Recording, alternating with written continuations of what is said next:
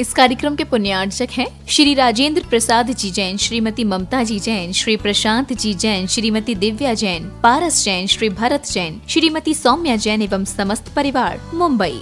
परम पूज्य संत शिरोमणि आचार्य श्री विद्यासागर जी महाराज भारतीय श्रमण संस्कृति के एक ऐसे महान साधक थे जिनके ज्ञान, ध्यान और तप की चर्चा युगों युगों तक सारे विश्व में होती रहेगी। किसी ने उन्हें चलता फिरता तीर्थ कहा तो किसी ने तीर्थंकर, पर सच में तो वे चारित्र, ज्ञान, तप और वात्सल्यता में ऐसे श्रेष्ठ संत थे जिन्होंने भारतीय संस्कृति के संरक्षण और संवर्धन के साथ साथ सदैव सामाजिक समरसता का पक्ष लिया और अपने प्रभाव और प्रताप से जैन ही नहीं बल्कि विभिन्न धर्मों को मानने वाले लाखों करोड़ों लोगों के दिलों में अपना स्थान बना लिया। किंतु आज जब आचार्य भगवान देह रूप में हमारे साथ नहीं हैं, लेकिन उनके जैसे ही कठोर तपश्चर्या एवं प्रबल अनुशासन से पल्लवित संस्कारों की झलक देखने को मिलती है, उनके प्रथम आज्ञानुवर्ती शिष्य परम पूज्य नवाचार्य श्री 108 समय सागर जी महाराज में, जो उनके बताए मार्ग पर चलते हुए आज विश्व में धर्म की महती प्रभावना कर रहे हैं। आइए देखते हैं संत शिरोमणि आचार्य श्री 108 विद्यासागर जी महाराज के जन्म के 12 वर्ष बाद उन्हीं पुण्यवान माता के गर्भ से शरद पूर्णिमा के ही पावन पर्व पर जन्मे परम पूज्य नवाचार्य श्री 108 समय सागर जी महाराज की संयम पूर्ण जीवन यात्रा। आचार विचार हो या व्यवहार, तपश्चरण हो या संस्कार या फिर हो व्यक्तित्व की बात, परम पूज्य नवाचार्य श्री 108 समय सागर जी महाराज प्रत्येक दृष्टि से साक्षात आचार्य भगवान की प्रतिलिपि कहे जा सकते हैं। और हो भी क्यों ना, आखिर जन्म देने वाले माता पिता तो एक ही हैं, और फिर इसे एक विचित्र संयोग कहें या फिर मलप्पा जी और श्रीमती जी के पूर्व भवों का पुण्योदय, जो उन्हें 27 अक्टूबर सन 1958 को शरद पूर्णिमा के ही पावन पर्व पर पुनः एक बालक के माता पिता बनने का सौभाग्य प्राप्त हुआ। 6 भाई बहनों में सबसे छोटे किंतु शांत प्रवृत्ति के इस बालक का नाम शांतिनाथ रखा गया। शांतिनाथ जैन बाल्यावस्था से ही पढ़ने लिखने में तो कुशाग्र थे ही, लेकिन जैसे जैसे समय बीतता गया वैसे वैसे उनकी रुचि धर्म और आध्यात्म में बढ़ने लगी, और इसी अभिरुचि के कारण ही मात्र 17 साल की उम्र में ही शांतिनाथ जा पहुँचे राजस्थान स्थित श्री महावीर जी में विराजमान आचार्य श्री विद्यासागर जी की शरण में, जहां 2 मई 1975 को आचार्य श्री ने शांतिनाथ जी की प्रार्थना स्वीकार कर उन्हें ब्रह्मचर्य व्रत दे दिया। ब्रह्मचर्य व्रत धारण करते ही ब्रह्मचारी शांतिनाथ जी दिन रात गुरु सेवा और धर्म ध्यान में तल्लीन हो गए।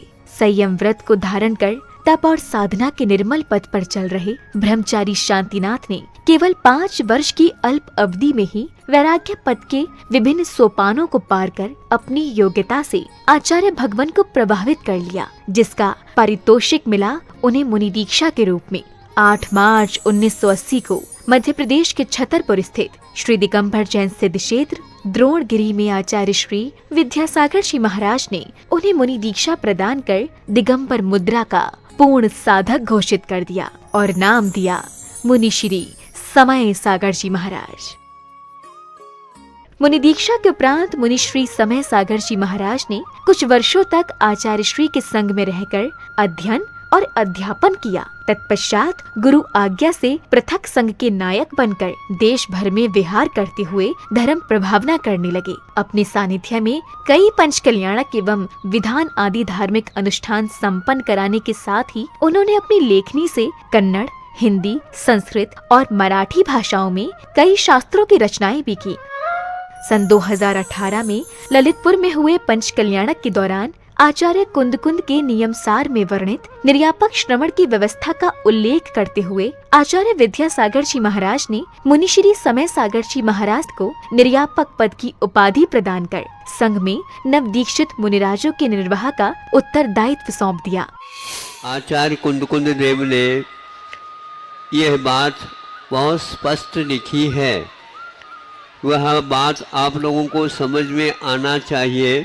जो दीक्षित करते हैं वे आचार्य कहलाते हैं, और इसके उपरांत जो नव में नए दीक्षित होते हैं उनके निर्वाह करने के लिए निर्यापक हाँ, आचार तो नहीं लिखा, लेकिन निर्यापक श्रमण का वह रूप दिया है उन्होंने।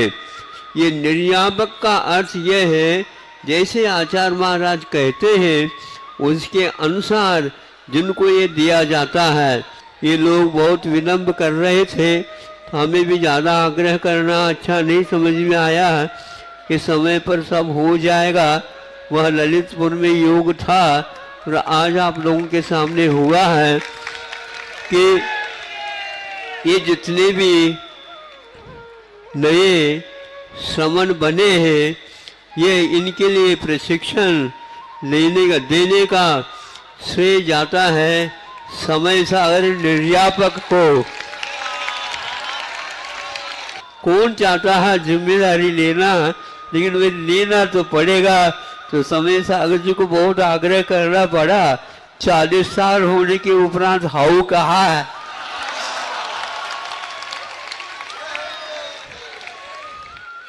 समय अपनी गति से चलता रहा। छत्तीसगढ़ के डोंगरगढ़ स्थित चंद्रगिरी तीर्थ में विराजमान आचार्य श्री विद्यासागर जी महाराज ने 6 फरवरी के ही दिन आचार्य पद के लिए निर्यापक श्रमण मुनि श्री समय सागर जी महाराज को चुन लिया एवं अपनी समाधि से 3 दिन पूर्व 15 फरवरी 2024 को आचार्य पद का त्याग कर पूर्ण संलेखना की ओर अग्रसर हो गए। आचार्य भगवान की आज्ञानुसार निर्यापक श्रमण मुनिश्री समय सागर जी महाराज ने 16 अप्रैल 2024 को दमोह के कुंडलपुर में समस्त आचार्य संघ एवं देश भर के जैन समाज की उपस्थिति में पूज्य गुरुदेव के उत्तरदायित्वों के निर्वहन के लिए आचार्य पद स्वीकार कर लिया। पूज्य नवाचार्य समय सागर जी महाराज की। अंततः ये कहा जा सकता है कि आज का दिन केवल एक पर्व ही नहीं बल्कि स्वर्णिम अक्षरों से लिखित एक ऐसा अध्याय है जो विश्व के धार्मिक इतिहास में सदा ही अमर रहेगा। ये मात्र एक संयोग नहीं बल्कि पूरे समाज का पुण्य है जब एक ही दिन जन्मे गृहस्थ जीवन के 2 भाइयों ने गुरु शिष्य के रूप में परिवर्तित होकर धर्म उत्थान को अपना कर्तव्य माना और इसे परम पूज्य संत शिरोमणि आचार्य श्री 108 विद्यासागर जी की कठोर तपश्चर्या एवं संस्कारों का ही परिणाम कहेंगे, जो आज नवाचार्य श्री समय सागर जी महाराज भी उनकी अक्षुण्ण परंपरा का निर्वहन करते हुए धर्म की प्रभावना कर रहे हैं। आज पूरे विश्व का जैन समाज ये आशा कर रहा है कि परम पूज्य नवाचार्य श्री समय सागर जी महाराज भी संत शिरोमणि आचार्य श्री विद्यासागर जी महाराज के बताए मार्ग पर चलकर उन्हीं की भांति धर्म उत्थान का कार्य करते हुए समाज को एक नई दिशा प्रदान करेंगे। एक बार पुनः धर्म के महान उन्नायक परम पूज्य नवाचार्य श्री समय सागर जी महाराज के चरणों में हमारा त्रैबार नमोस्तु। नमोस्तु भगवन, नमोस्तु भगवन।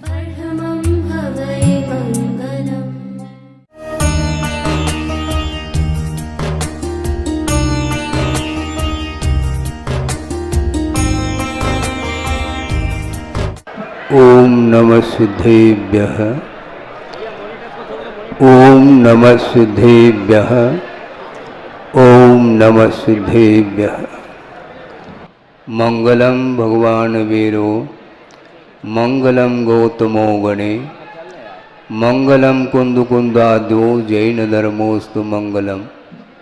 सर्वमंगल मांगल्यम सर्वकल्याणकारकम प्रधानम सर्वधर्माणां जैनम जयतु शासनम। अहिंसा परमो धर्म की, महावीर भगवान की। प्रातः स्मरणे परम पूज्याचार्य गुरुवर श्री विद्यासागर जी मुनि महाराज की जय।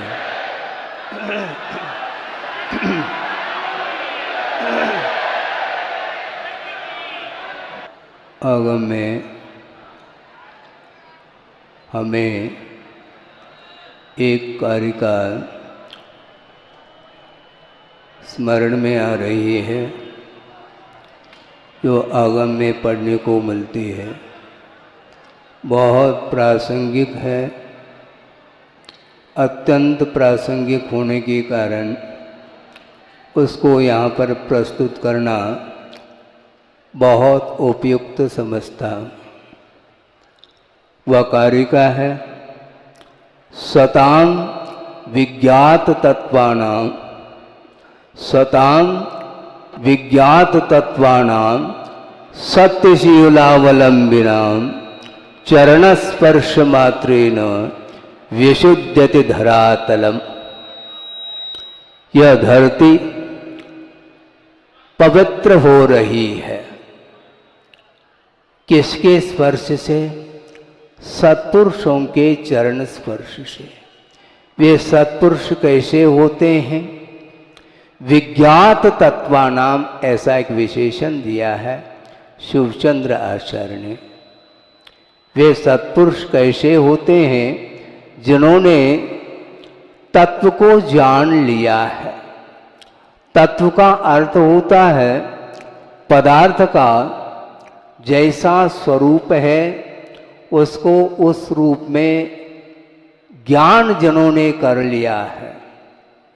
सत्यशीलावलंबिना, पदार्थ को मात्र जानना पर्याप्त नहीं, किंतु जिन्होंने सत्य और शील का अवलंबन लिया है, ऐसे सत्पुरुषों के चरण स्पर्श से विशुद्धति धरातलम। ऐसा यह धरातल पवित्रता का अनुभव कर रही है। और इस कार्य का कोई इसके इसलिए आपके सामने रखा, प्रभु का दर्शन साक्षात न हमने किया है न आप लोगों ने किया है, किंतु प्रभु का जो स्वरूप होता है उस स्वरूप को प्रदर्शित करने वाले जो सत्पुरुष होते हैं, गुरु होते हैं, आचार्य होते हैं, उनके माध्यम से ही प्रभु का साक्षात्कार अथवा स्वरूप का अवलोकन हमें हो सकता है। गुरुदेव आपके सामने उपस्थित नहीं है, व्यवहार की दृष्टि से बिल्कुल ठीक है, किंतु उन्होंने पूरे समूचे विश्व के लिए जो प्रकाश दिया है, वह प्रकाश मैं समझता हूं न भूतो न भविष्यति।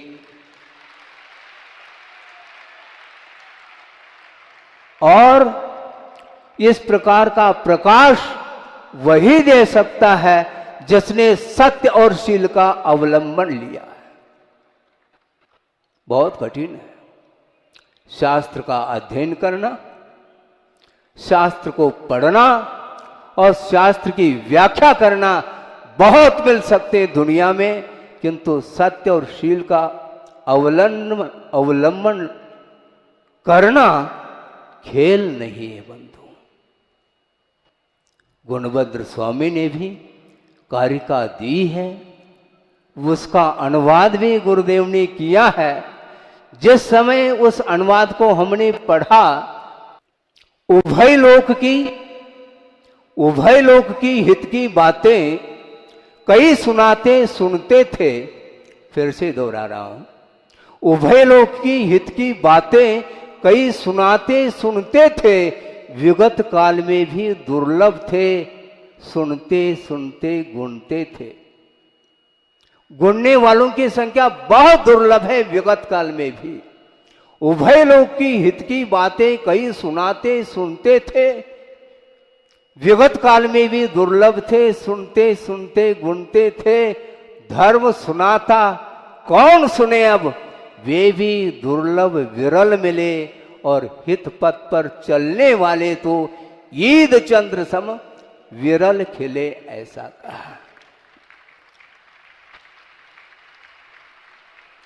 हम भी चिंतन करते हैं, हम भी लिखते हैं, हम भी पढ़ते हैं, हम भी पढ़ाते हैं, हम भी समझते हैं, हम भी समझाते हैं, किंतु गुरुदेव का ये कहना है ये समझने की और समझाने की परंपरा आज की नहीं है बंधुओं, बहुत प्राचीन कालीन यह परंपरा है, किंतु समझते समझाते हुए अनंत काल व्यतीत हुआ। किंतु गुणभद्र स्वामी का ये कहना है कि गुणने वालों की संख्या विगत काल में भी दुर्लभ थे, सुनने वालों की भी संख्या दुर्लभ, और गुणने वालों की संख्या तो उससे भी अत्यंत दुर्लभ थे। भी संख्या दुर्लभ और गुणने वालों की संख्या तो उससे भी अत्यंत दुर्लभ थे, क्योंकि प्रैक्टिकल पेपर जो होता है और बहुत ही डिफिकल्ट होता है। वो थियोरेटिकल अलग है, ग्रंथ का आधार लेकर के पढ़ना, कंठस्थ करना, मुखाग्र करना और यथावत उसको उसके व्याख्यान के रूप में विश्व के सामने रखना, ये तो फिर भी सरल है, क्योंकि ज्ञानावरणी का कर्म का क्षोभशम बहुत सरलता से हो सकता है।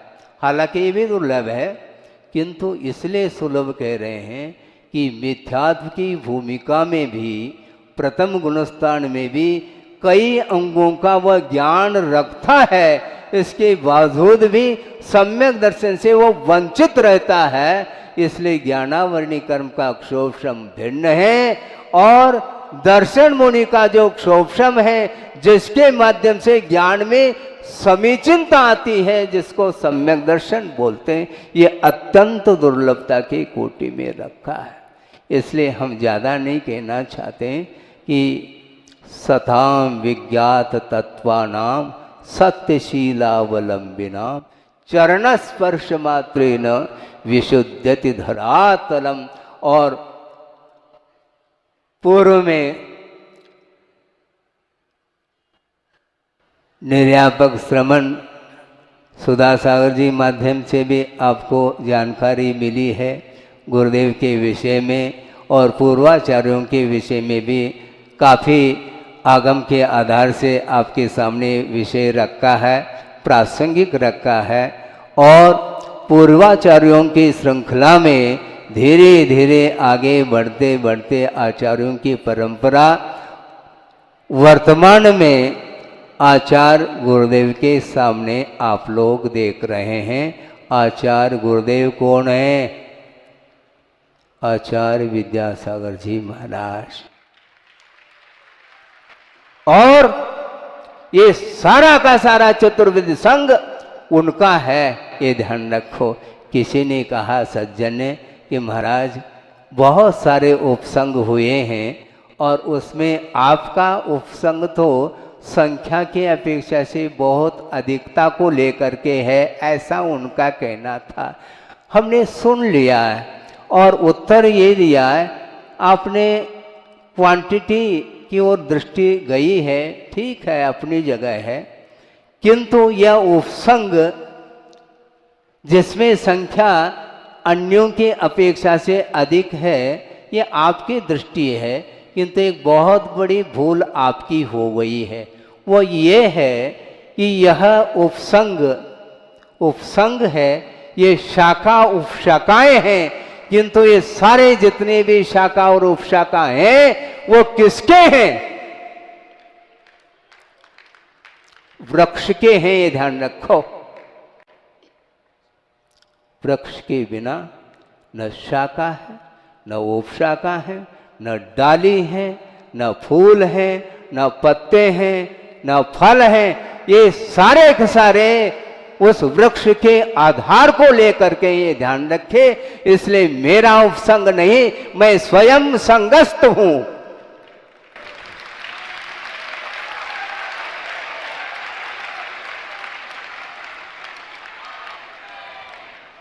तब उनको बात समझ में आ गई है। वो सामने जितने भी भक्तगण होते हैं वे भक्ति करते हैं और भक्ति करने की सबको स्वतंत्रता है, बिल्कुल ठीक है। और भक्तगण भगवान की भी भक्ति करते हैं और गुरु की भी भक्ति करते हैं, किंतु ये ध्यान रखो, भक्ति मुक्त कंठ से करो, किंतु जिसकी भक्ति की जा रही है उसको अलर्ट लेना पड़ता है, ये ध्यान रखो। आचार्य महाराज कहते हैं गुरु की भक्ति तो भक्तगण करते हैं, किंतु गुरु की परीक्षा उसमें होती है। महाराज इसमें क्या परीक्षा हो रही है? हाँ बिल्कुल परीक्षा है, क्योंकि मुक्त कंठ से गुरु की प्रशंसा भक्त करता है, किंतु उस प्रशंसा के प्रवाह में आकर के यदि मन में उन शब्दों को लेकर के हर्ष का अनुभव करता है तो वह उसका स्तर, उसका विकास रुक जाता है। इसलिए भक्त की प्रशंसा की ओर कभी भी ध्यान नहीं देना चाहिए। और एक प्रासंगिक प्रसंग आपके सामने रख रहा हूं कि आचार्य महाराज विहार करते हुए संघ के साथ कहां पर पहुंचे हैं? तेंदुखेड़ा, जो कि पाटन के पास है। तेंदुखेड़ा कोनी जी के पास है। और विहार करके छोटे से ग्राम में पहुंच गए। जनता आचार्य महाराज के प्रवचनों को सुनने के लिए लालायित थी और निवेदन किया कि महाराज कम से कम 2 शब्द आपसे हम सुनना चाहते हैं। ठीक बात है, सुनाएंगे। सुनने के लिए आप बैठे तो मुझे तो सुनाना ही है। और गुरुदेव ने प्रसंग बहुत मार्मिक प्रसंग दिया है। वह ये है कि भक्त गणों के भक्ति से भगवान प्रसन्न होते हैं, ऐसा किसी ने कहा था। और आप लोग भी कह सकते हैं, इसमें कोई बाधा नहीं, कि भक्तों की भक्ति से भगवान भी प्रसन्न होते हैं, ऐसा भक्तों के मुख से सुनने में आता है। तो गुरुदेव ने ये कहा, गुरुदेव ने बहुत अच्छी बात आपने कही है, किंतु भगवान को और गुरु को प्रसन्न करना खेल नहीं है बंधुओं, ये ध्यान रखो। ऐसा उनके मुख से सुना। आपको आश्चर्य और विस्मय हो सकता है, ऐसा क्यों कहा होगा। गुरुदेव का भाव ये है कि भगवान आपकी भक्ति से प्रसन्न नहीं हो सकते, आपकी पूजा से प्रसन्न नहीं हो सकते, किंतु किससे प्रसन्न हो सकते हैं?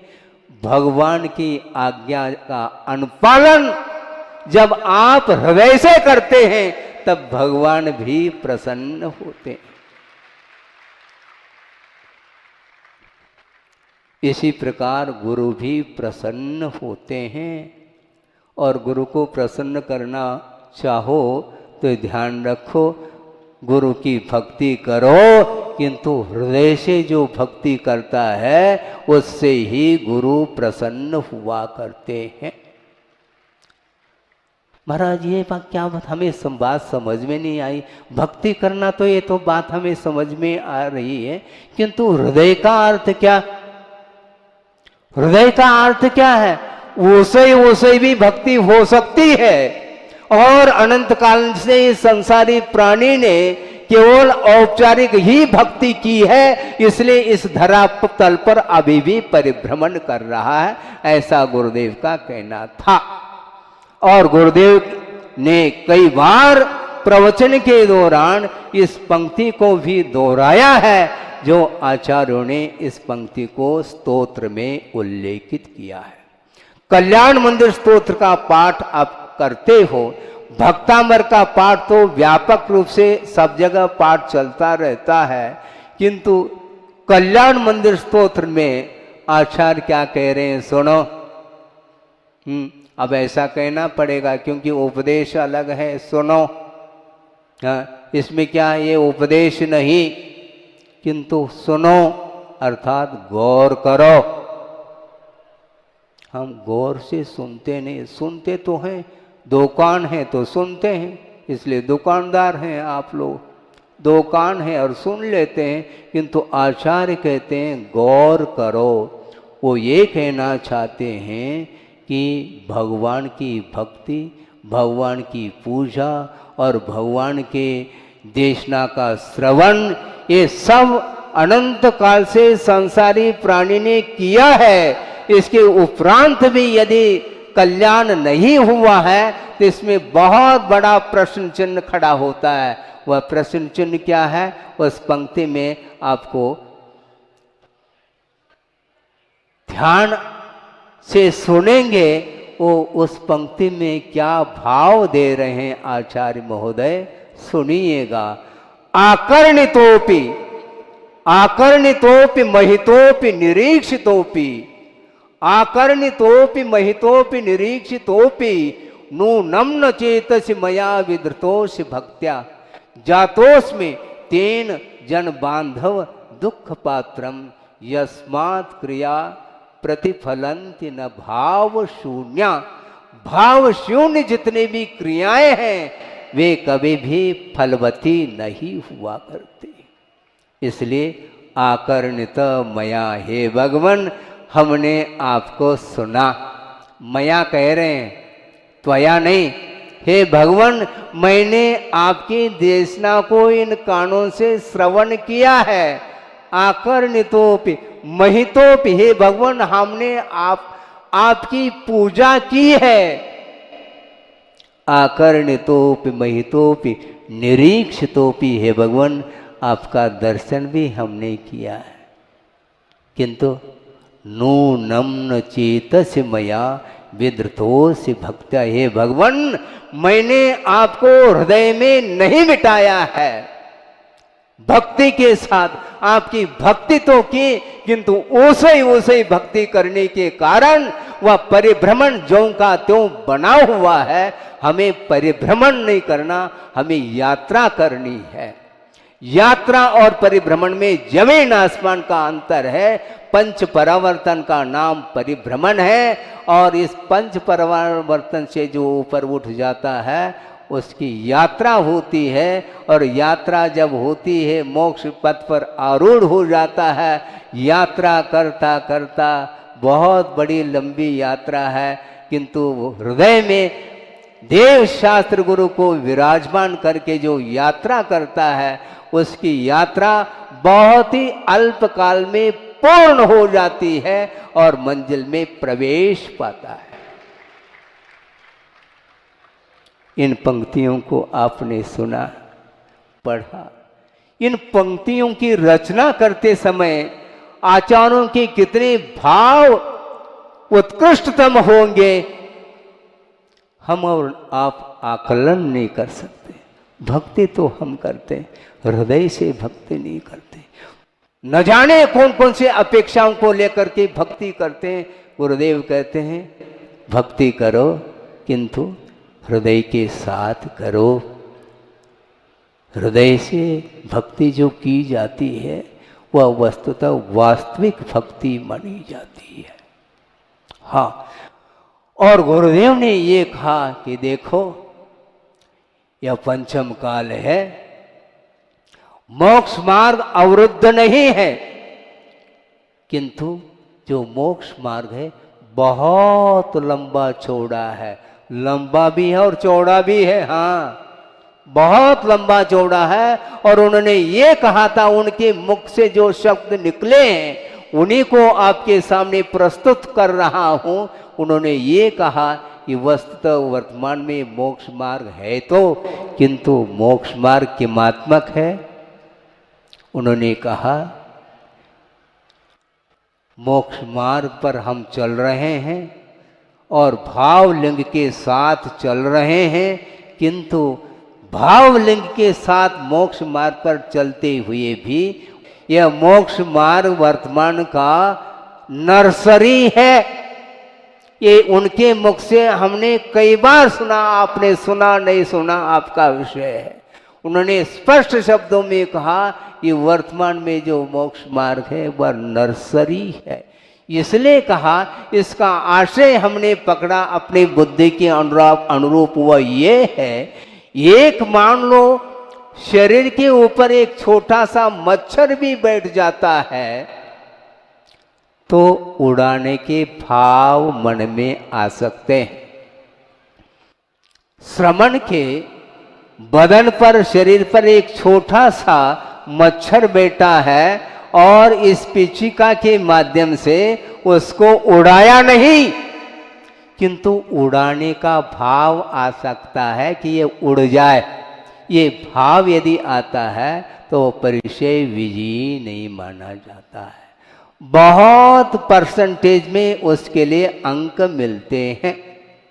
परिचय विजय प्राप्त करने के लिए आपको चार दीवालों के बाहर आकर के मैदान में बैठना पड़ेगा। और गुरुदेव का ये कहना है कि मान को छोड़ो। क्या कहा? मैं नहीं कह रहा हूं, गुरुदेव कह रहे हैं। गुरुदेव ने ये कहा कि मान को छोड़ो और मैदान में आ जाओ। हाँ, बहुत कठिन होता है। इसलिए उनका ये कहना है कि बहुत मोक्ष मार्ग सूक्ष्म है, वहाँ तक पहुँचने के लिए अपने लिए बहुत श्रम करने की आवश्यकता है।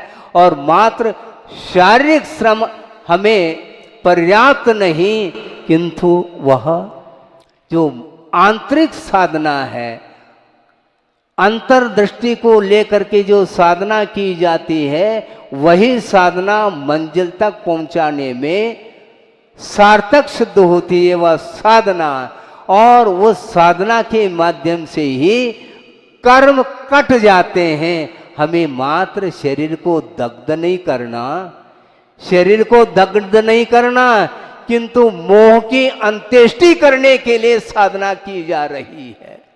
किसकी अंत्येष्टि? मोह की अंत्येष्टि। क्योंकि अनंत बार इस संसारी प्राणी ने जन्म और मरण को किया है, अनंत बार शरीर को धारण किया है और वो मरण को भी प्राप्त किया है। बार बार शरीर मिलता है और वह विलीन हो जाता, नष्ट हो जाता है, किंतु शरीर के आधार से और भावों के माध्यम से पर पदार्थों के साथ संबंध रखने से वो संयोग के माध्यम से जो पाप का अर्जन होता है उसका क्षय जब तक हम हृदय से साधना, अंतरंग साधना नहीं करेंगे, तब तक वह मोहनी कर्म दग्ध नहीं होने वाला है। इस उपदेश को सुनने के लिए ही जो मुख्य अतिथि के रूप में आए थे, उन्होंने इस देशना को, उपदेश को सुन ली है और वो आगे बढ़ रहे हैं। मैं इतना ही कहना चाहता हूँ कि वस्तुतः गुरुदेव की जो दृष्टि है वह पूरे संघ की दृष्टि, चतुर्विध संघ की दृष्टि निरंतर गुरुदेव की दृष्टि की ओर हो तो निश्चित रूप से वह हमारा जो आत्म कल्याण करने के लिए इस मार्ग को अपनाया है, इस पथ पर आरूढ़ करने का जो साहस किया है और निरंतर इस पथ पर बढ़ने के लिए निरंतर साधना करने के लिए तत्पर हैं हम और आप, किंतु इस साधना की सार्थकता वस्तुतः हृदयंगम करने से ही संभव है। इसलिए सताम विज्ञात तत्वानाम सत्यशीलावलंबिना, सत्य और शील का अवलंबन लेना अनिवार्य है। और संसारी प्राणी पता नहीं किन किन अपेक्षाओं को रख करके कदम कदम पर वह असत्य का सहारा लेता है और उसके कारण ही उसका मार्ग अवरुद्ध हो जाता है। इसलिए गुरुदेव कहते हैं सत्यशीलावलंबिनाम, शील का अवलंबन ले लो। और सत्य का जिसने अवलंबन लिया है, निश्चित रूप से सही मायने में वह अहिंसा की उपासना कर रहा है। क्योंकि अहिंसा की उपासना बिना सत्य और शील के संभव नहीं है। शील और सत्य और अन्य जितने भी व्रत हैं वे सारे के सारे अहिंसा के परिकर हैं। अहिंसा केंद्र में हो तो निश्चित रूप से ये सारे के सारे परिकर की सार्थकता सिद्ध होती है। ज़्यादा हमें नहीं कहना है। योग सागर महाराज जी ने और अपने सुधा सागर जी, नियम सागर जी, जितने भी निर्यापक हैं, अभय सागर जी, समता सागर जी, शंभो सागर जी आदि नो, इन सभी ने आचार्य महाराज के भावों को व्यक्त किया है। हम और आपके सामने उसको दर्पण के समान निरंतर दृष्टि उसको रखते हुए, क्योंकि ज्ञान रूपी आलोक में ही वो सारे आचार्य महाराज के वो सारे बिंदु और वो सारे आदेशात्मक जो विषय हैं उनको हम आत्मसात करेंगे और आचार्य महाराज की परंपरा अपने शक्ति के अनुरूप बढ़ाते बढ़ाते चले जाएंगे। मैं शक्ति के अनुरूप इसलिए कह रहा हूँ, कहाँ आचार्य महाराज की शक्ति और हम लोगों की कहाँ शक्ति है।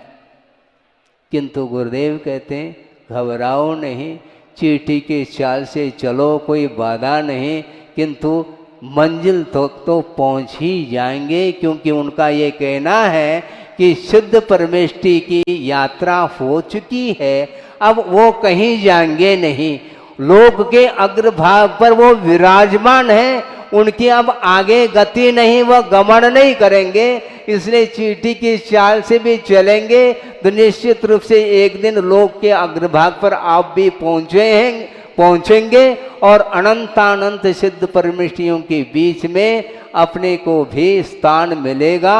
और जिस प्रकार अनंत सुख का संवेदन वे प्रति समय कर रहे हैं और केवल ज्ञान के माध्यम से विश्व को जानते हुए भी पर पदार्थों से उनका कोई भी प्रभाव नहीं है, उनका उपयोग किसी भी पर वस्तु से प्रभावित नहीं होता, किंतु निजानंद रसलीन वाली बात है।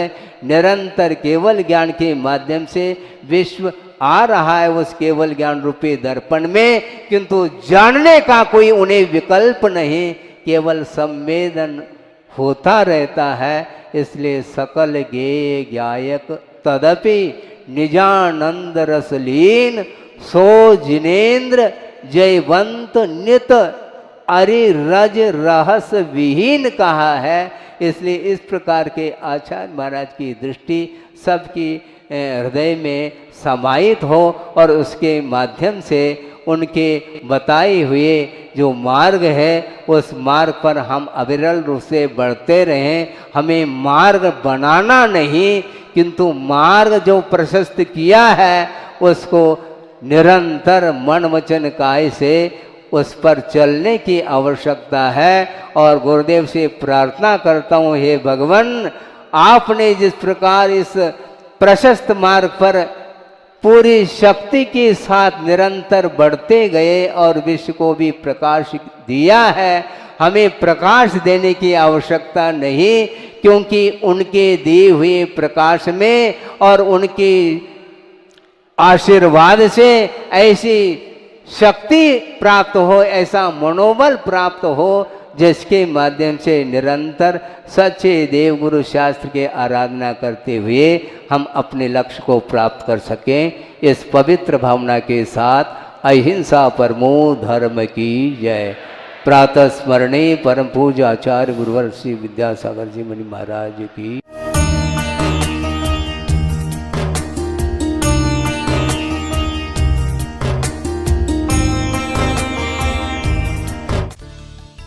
इस कार्यक्रम के पुण्यार्चक थे श्री राजेंद्र प्रसाद जी जैन, श्रीमती ममता जी जैन, श्री प्रशांत जी जैन, श्रीमती दिव्या जैन, पारस जैन, श्री भरत जैन, श्रीमती सौम्या जैन एवं समस्त परिवार, मुंबई। अपनी तप साधना से जिन्होंने किया श्रमण